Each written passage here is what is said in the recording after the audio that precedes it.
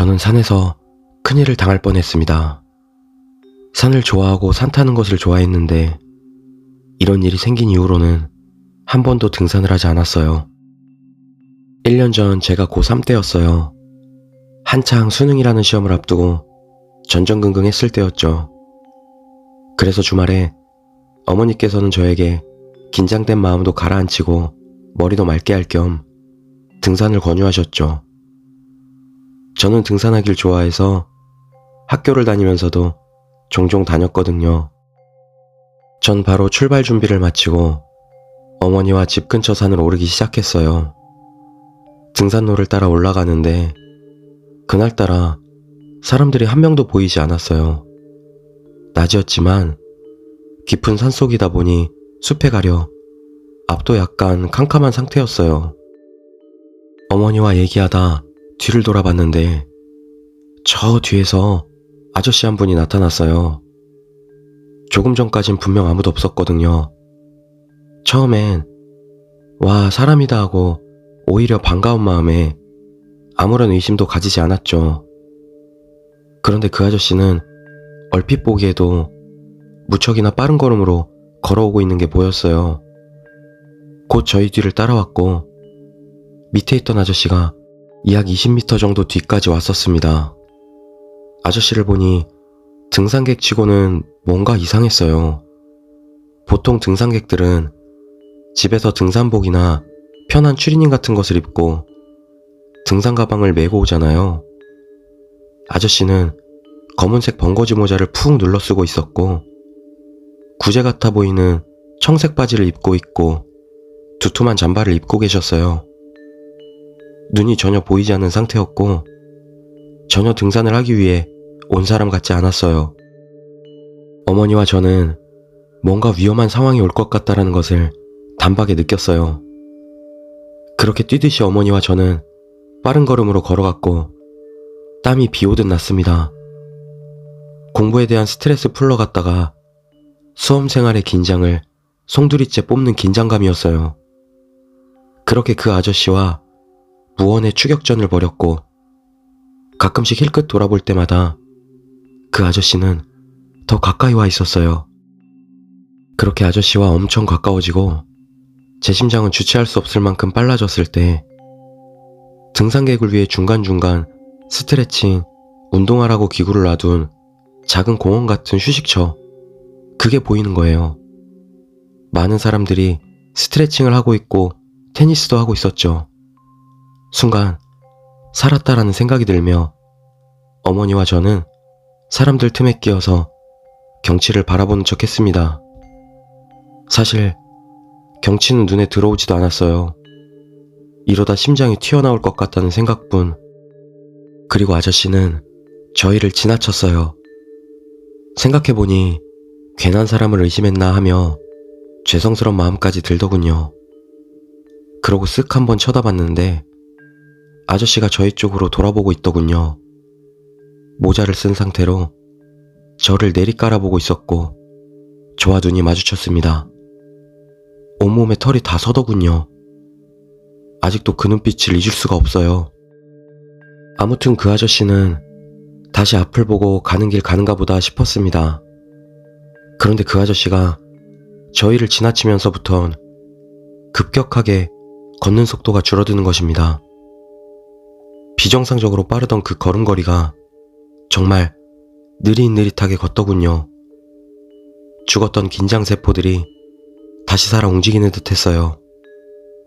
저 아저씨가 진짜 무슨 짓을 하려고 하는 걸까?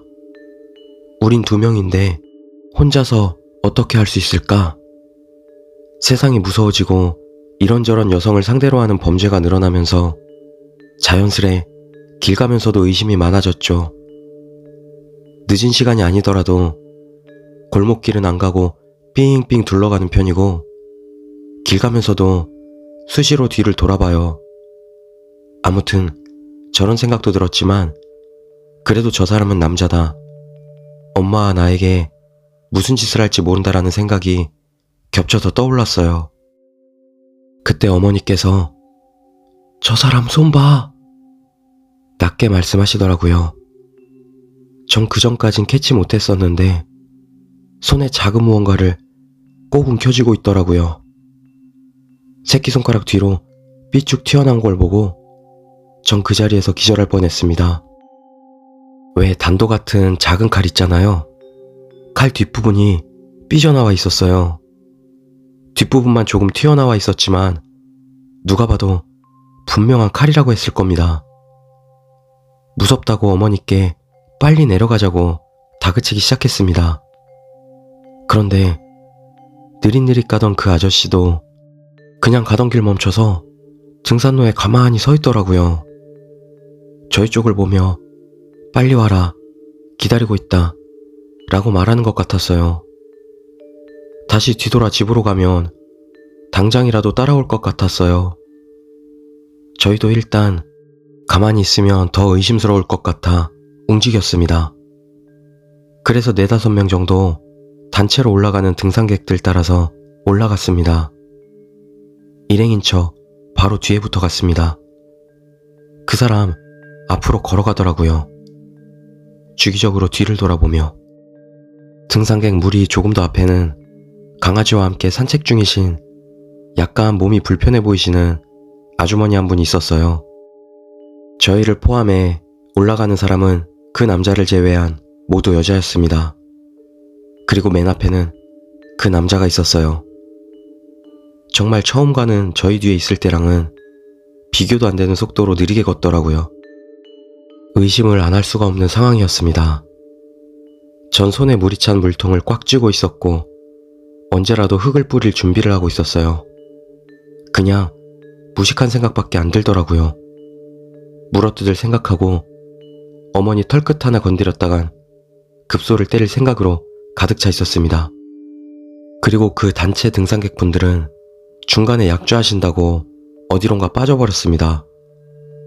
저와 어머니, 강아지와 아주머니, 그리고 그 남자, 이렇게 일정거리를 두고 갔죠.